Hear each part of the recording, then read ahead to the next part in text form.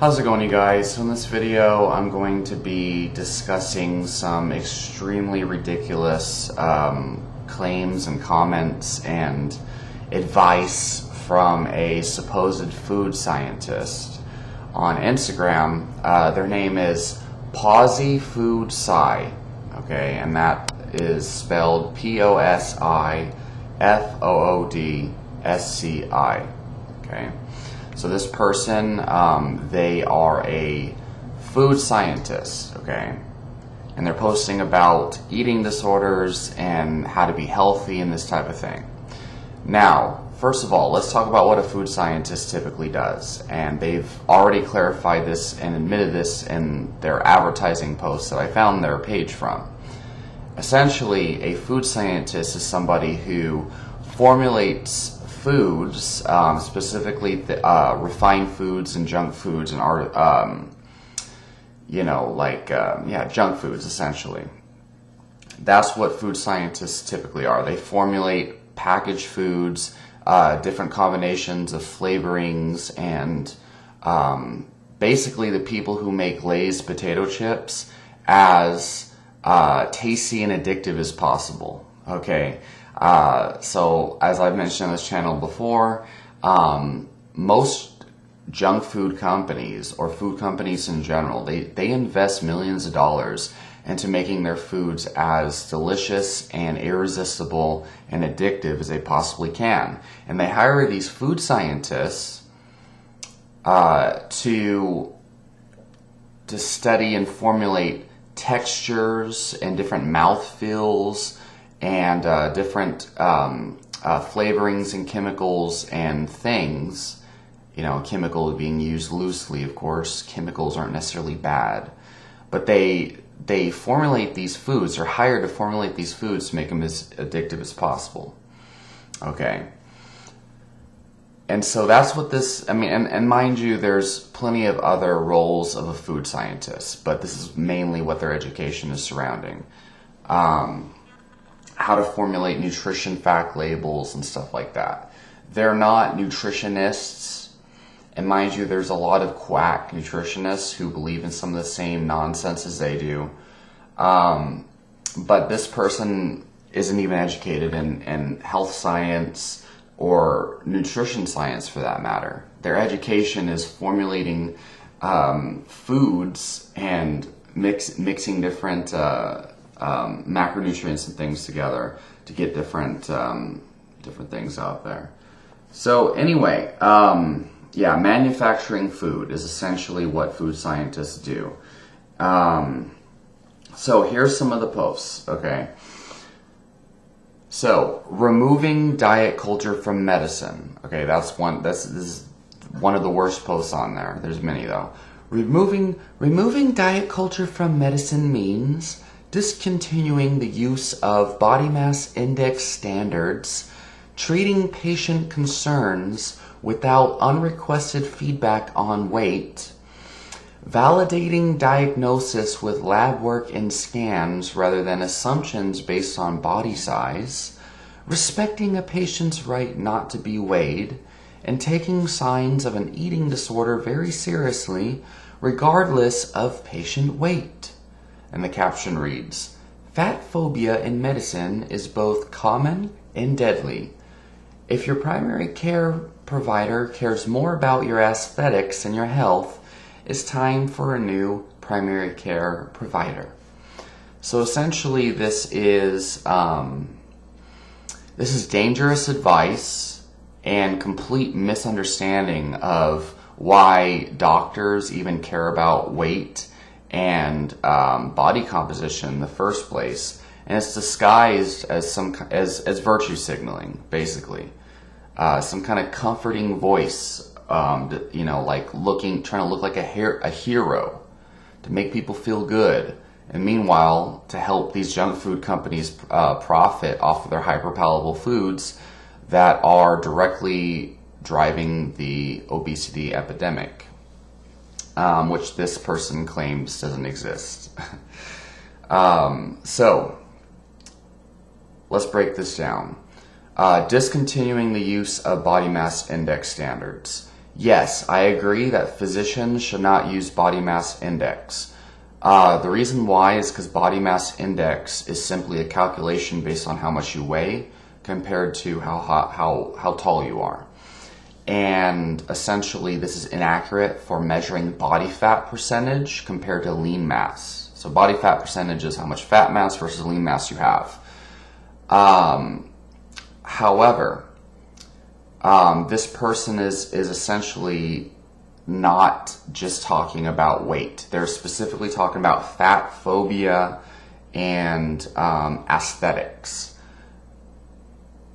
And they go as far as to say that medical doctors need to stop validating diagnosis with assumptions based on body size and start validating diagnosis with lab tests and scans. So I don't know any medical doctors who instead of getting you tested, checking your LDL, your blood pressure, your HDL, your triglycerides. I don't know any physician that just looks at you and looks at, are you jacked and lean, or are you fat and overweight, and then immediately diagnoses you with an illness. This person, food scientist, claiming that doctors validate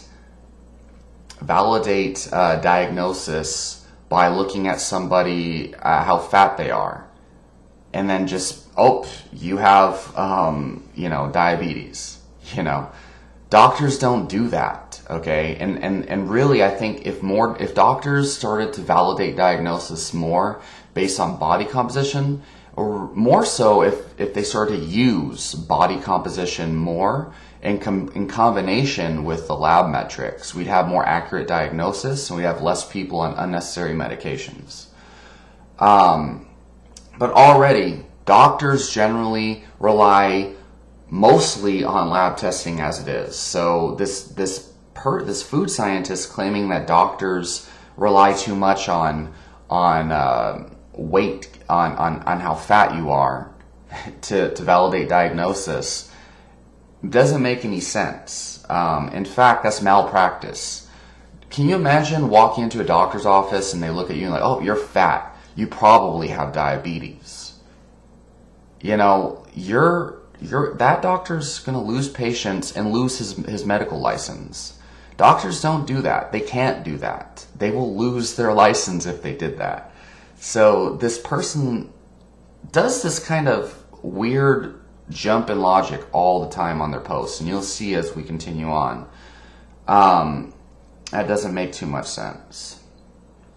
Respecting a patient's right not to be weighed.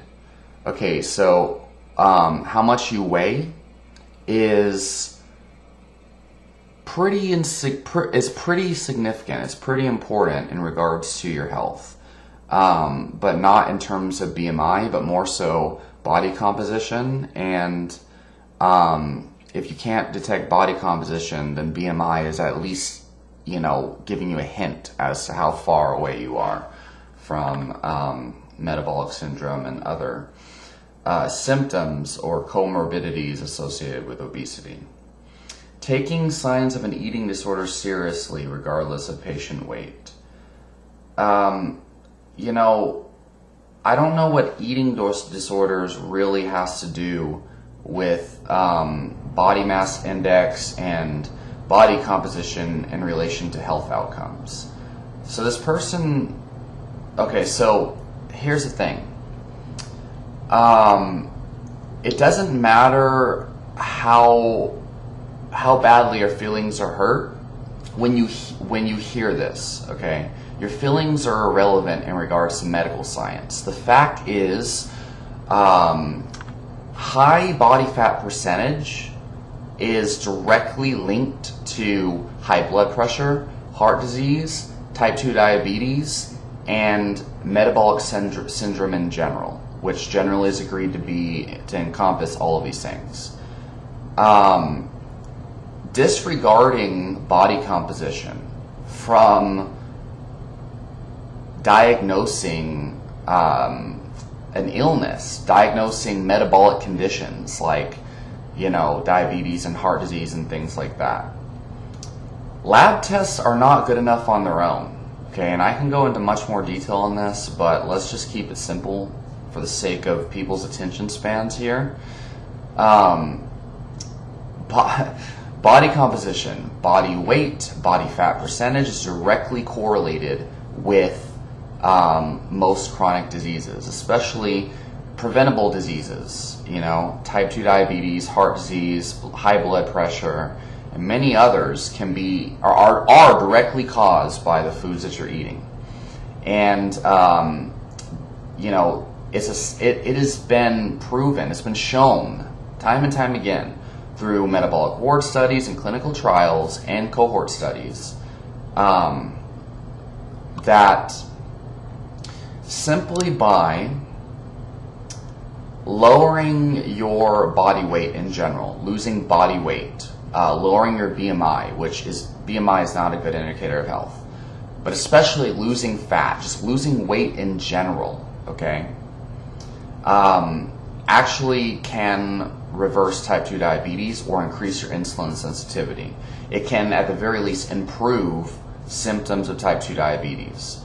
And, obviously everyone watching my channel already knows, there's thousands of people who reverse type 2 diabetes and high blood pressure through nutrition alone. That you can do it through caloric restriction and exercise. You can do it by low carb dieting. You can do it by low fat dieting. But you gotta make some kind of compensation. But the point here is, all of those things usually promote fat loss or weight loss, and they're directly related to diseases. So this person and all of their posts, they're like, don't listen to junk science. This is fucking not based on science with this post, okay? This is based on trying to make people feel good about their bad choices. So let's move on. Let's find another really stupid one, okay? There's quite a few. Here's one that I commented on. Liquid calories are not your enemy, okay? So that's a very watered down statement that doesn't really mean much, okay? What do you mean liquid calories, and what do you mean your enemy, okay? Liquid calories are not your enemy, and it's in all bold letters, of course. Alright, so their caption reads, will liquid calories cause weight gain? And their voice probably sounds more like, will liquid calories cause weight gain? She's probably really angry when she writes this shit. But we'll just make it in a really weird, flamboyant voice. Will liquid calories cause weight gain? I, like a lot of people, spent a large chunk of my life avoiding liquid calories because I thought they were somehow more potent than food ones. A lot of this came from Common Nutrition Advice, the United States government's Check Then Choose campaign, and other well-meaning sources. As I worked as a food scientist and began developing beverages meant for pleasure as well as those meant for functional nutrition, I was forced to try my own product and drank everything from lattes to smoothies and gas station slushies. You know what happened? Nothing changed, in bold letters. The scientific truth is that our bodies don't process liquid calories any differently than food ones.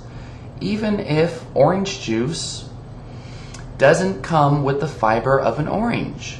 Even if a lot of the calories come from sugar. Even if you eat more calories than normal and still need to eat food with it to be full. It's time to quit choosing superstitions about the foods we choose not to eat and stop letting junk science rule our lives. Want more real science-based content? Check out my course on food ingredients. Okay, so first of all, she actually said it's time to quit being super... Okay, so here's the thing.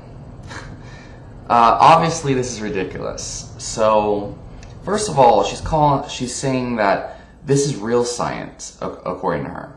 Okay, she's literally is saying that calories in versus calories out is a myth. She's not really saying that directly, but she's implying that. Now, even if you don't believe in calories in versus calories out, you probably believe in the insulin model, but I don't really care about that, okay? As far as what she would have been taught in school if she would have gone to a nutritionist, okay? And let's just talk about in the context of calories in versus calories out, whether you believe in that or not, okay? She's saying the scientific truth is that your body does not process the liquid calories any differently than whole food. She said than food ones. What do you mean food ones? You mean whole foods? She doesn't even sound like she has a degree in nutrition or a degree at all. So the fact is, she says, even if orange juice doesn't come with the fiber of an orange, your body doesn't process those calories any different. So the fact is, first of all, are we talking about, okay, if we're talking about weight gain, it's true that, the same amount of calories from an orange is going to have the same impact on weight loss or weight gain as the same amount of calories from orange juice. But she also says that calorie counting is bad, and that if you're hungry, you should eat and never restrict calories. So the problem with saying there's no difference between orange juice and an orange and then saying you should not count calories is that liquid calories are extremely easy to overeat. Bottom line, okay? The fact is, orange juice, it's very easy for you to consume 500 calories worth of orange juice. But try getting 500 calories worth of an orange. Conversely, eating 1 cup of white rice versus 1 cup of brown rice. Brown rice is going to make you extremely full, not only because of the fiber content, but because of its nutty texture and the shell, essentially, the outer layer that's on it, is actually much harder to break down. And so it occupies more digestive capacity and more space in your stomach. And fiber by its very nature occupies more, that's what fiber is, undigested plant matter. And it bulks up your stool, it bulks up your digestive system, and it makes you more satiated. So I personally am not a big fan of fiber myself. I don't believe it's good, it's necessary for health. But the fact is, if we're talking satiation, and you're promoting this idea that you shouldn't be restricting calories, especially as someone who promotes real science, and you're telling people that they can just go buck wild with the orange juice and liquid calories, could you imagine someone, it's fine to drink sodas, orange juice, and fiber doesn't matter, apparently. You're gonna be gaining weight like crazy. That's actually what drives weight gain. So I'll read my comment real quick. The problem is, liquid calories are far easier to overconsume. These calories do not satiate you, and these are the very foods most people tend to consume the most calories from. Refined foods in general are the main sources of calories in the American diet. I actually just posted an Instagram post about it with a graph directly from a large cohort study of like over 70,000 people. It shows the top 8 sources in the American diet are from ultra-processed refined foods that this person is paid to actually create. They're a food scientist, and they're also promoting the unlimited consumption of these foods, which is crazy. I said also liquid calories, particularly those high in sugar, if consumed by themselves, do cause a significantly higher spike in blood glucose than if you were to consume them by themselves. This is a pretty one-sided post that you made, and if patients were to take this information the way it's presented, it can lead to continued failure in the health improvement journey. Beyond that, what benefit does fruit juice or soda serve that someone couldn't get from non-caloric beverages and whole foods, like water, fruits and vegetables, and meat. It doesn't make sense to consume liquid calories if one's goal is improvement in their health or fat loss. And I mean, really, like, anyone who actually cares is trying to improve people's health, regardless of whether they believe in veganism or they believe in, you know, the carnivore diet, or they believe in keto, or just, you know, you're Lane Norton. Even if if it fits your macros person, even if you're into flexible dieting, you're pretty much anyone who cares about improving people's health is going to agree with me on that to some extent. You know, so pretty ridiculous on a lot of these things. Let's see. There's some other ones here too. Let's see. Okay, here's another post that I find pretty dangerous. And this, okay, remember the last post I just critiqued while you're reading this, okay? So the picture says food is allowed to bring you joy. So the actual one, let's see if we can put it up there. It says food is fuel, crossed out the fuel. Food is not fuel. Food is allowed to bring you joy. So, I mean, you could think of food as fuel and then allow your food to, like, also bring you joy, but, you know, whatever. So, let's read the caption. It's okay to use food to bring you joy. How many times have you slogged through a difficult day only to be greeted by a truly sad, healthy dinner? In air quotes. Looking at you, grilled chicken and plain broccoli. Diet culture tells us that our best option is to force down that meal no matter what. The truth is that we should be flexible enough to choose something with a different nutritional profile that will nourish our mental and emotional health, as well as our physical health when needed. Choosing food that tastes good and makes you happy is a valid choice. Occasionally, meeting your emotional and mental health needs with food isn't a one-way ticket to poor physical health. Okay, so satisfying your emotional and mental health needs using food, according to her, is perfectly healthy. So if you're feeling really, really depressed, it's okay to go and binge on, chocolate ice cream and cake. That's fine. That's a perfectly great coping strategy to deal with your depression. According to this food scientist that believes in real science, and if you disagree with her, it's junk science. Eating foods with cultural and familial significance can help us feel more connected to our communities at a time when connection is difficult. So I agree with that. Sometimes self-care looks like making your favorite childhood food, getting a pizza after an exhausting day at work, or eating your favorite food on a hard day, and that's okay. So this post is so general that it doesn't actually really help people.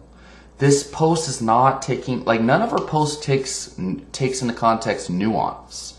It doesn't put things into certain contexts, and it doesn't discuss nuance. They're very general. It's like, okay, liquid calories are not the enemy. There's no difference between liquid calories and whole foods. They don't make any difference in weight gain and weight loss and blah, blah, blah. That was the last post. Now she's saying that it's okay to satisfy your emotions using food. So she didn't put any middle ground or any context behind it, didn't discuss when it's not okay. She's just like, yeah, free ticket to eat your depression away with the ice cream. Which usually also kind of, whether you believe it or not, I strongly believe that this satisfying your emotions with food, I see it all the time, also leads to things like binge drinking when you're depressed and other negative habits. So while I always tell my clients, look, one cheat meal per week is not going to set you off if the rest of the week is solid on the nutrition plan. But you've got to have some type of nutrition plan. It has to involve restricting something. Okay? Whether it's restricting calories, restricting carbs, or lowering the portion sizes, or doing a more vigorous exercise, because that's the science of fat loss. That's real science right there. And it's not that hard, because you don't have to buy a scale and do calorie counting, but that would make things faster, I guess. But it's not sustainable in my opinion. So, but no, like black and white thinking here, like liquid calories are fine. And she said, even if you eat excess calories from those liquid calories, they're not going to lead to weight gain, according to her. Like, oh, so scientific.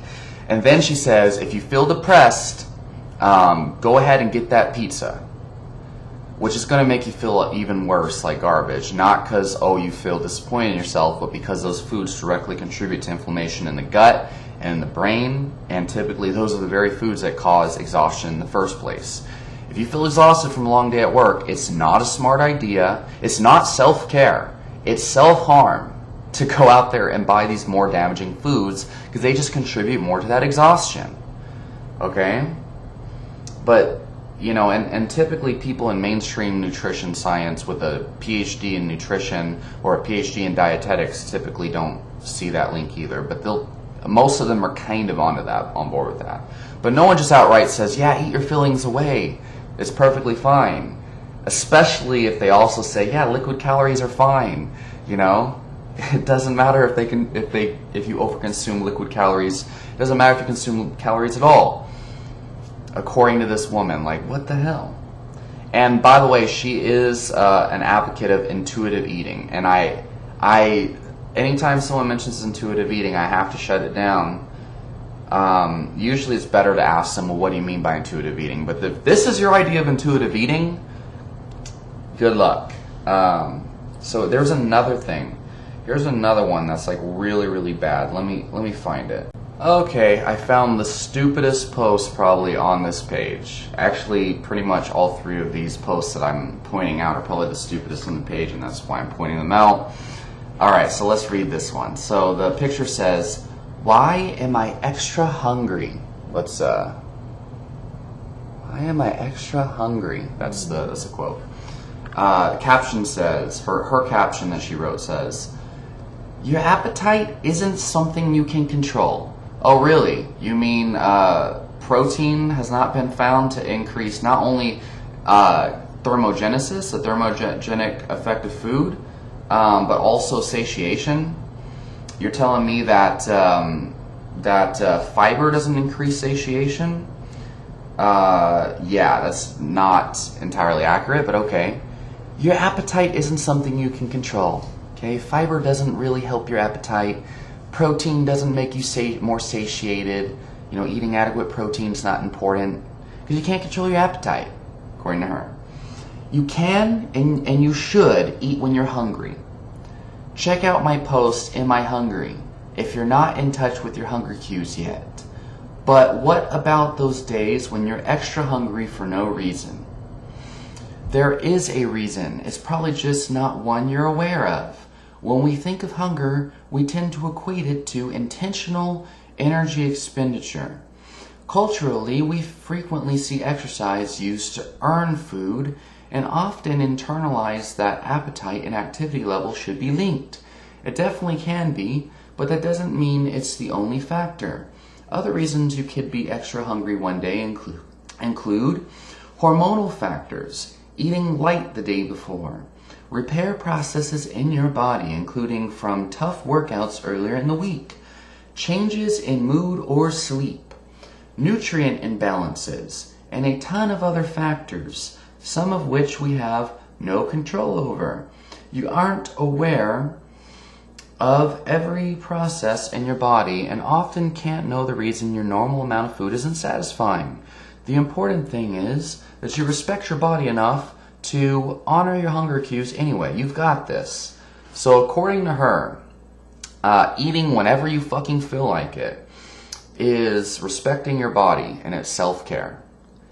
And it's funny, she says, your appetite is not something you can control. But reasons why you might be extra hungry include hormonal factors, eating light the day before, repairing process in your body, changes in mood or sleep, nutritional imbalances. So according to her, you can't control your appetite, but reasons why your appetite might be out of control are a bunch of factors that you can actually control. So she's directly contradicting herself here. Your appetite is not something you can control, but nutrient imbalances could be a cause of excessive appetite, which you can control those. Changes in mood or sleep, according to her, can influence your appetite, which you can actually control your mood, and you can have some degree of control over your sleep. Let's see, eating light the day before, that's something you can control. Hormonal factors, depending on what they are, contrary to popular belief, can be controlled. And then repair process in your body, like a tough workout earlier in the week, you can control that as well. So there's that. And then the other thing is, look, of course you can't control your freaking appetite when you're promoting hyperpalatable foods like orange juice over fiber. When you're promoting this idea, and her whole page is about why artificial flavors are okay. Basically, she's talking about all these ingredients that are in junk food, talking about how they're okay, saying it's okay to eat refined sugar, and drinking sodas all day does not contribute to weight gain, according to her, and there's no negative effects on weight loss, according to her. And you shouldn't count calories, you should eat whenever you're hungry. Obviously, you're going to be hungry all the time and have an appetite that's out of control when you follow all of this bullshit-ass advice, okay? So, let me finish this video off with a couple of references here. The first one is by a study out of Kevin Hall's lab, published January 21st, 2021. Okay, and I kind of reviewed it just slightly on my Instagram page, at Coach Wolfgang VL. The title, so it's published in the Journal of Nature Medicine. It's titled, Effect of a Plant-Based Low-Fat Diet versus an Animal-Based Ketogenic Diet on Ad Libitum Energy Intake. So essentially, these people ate as many calories as they wanted, but they switched from a ultra-processed standard American diet at baseline to a ketogenic and a plant-based diet, okay? So what they found is, compared to the unlimited calorie intake on a standard American diet, basically the diet that this PosiFoodSci person promotes, when they switch from her diet, the diet that most Americans follow. Most Americans follow all of her advice, by the way. They eat liquid calories, they eat whenever they're hungry, they eat artificial sweeteners and other hyperpalatable foods, and they don't restrict calories or anything. But what you find from this study here, it's a metabolic ward study. It's the golden standard. Metabolic ward study.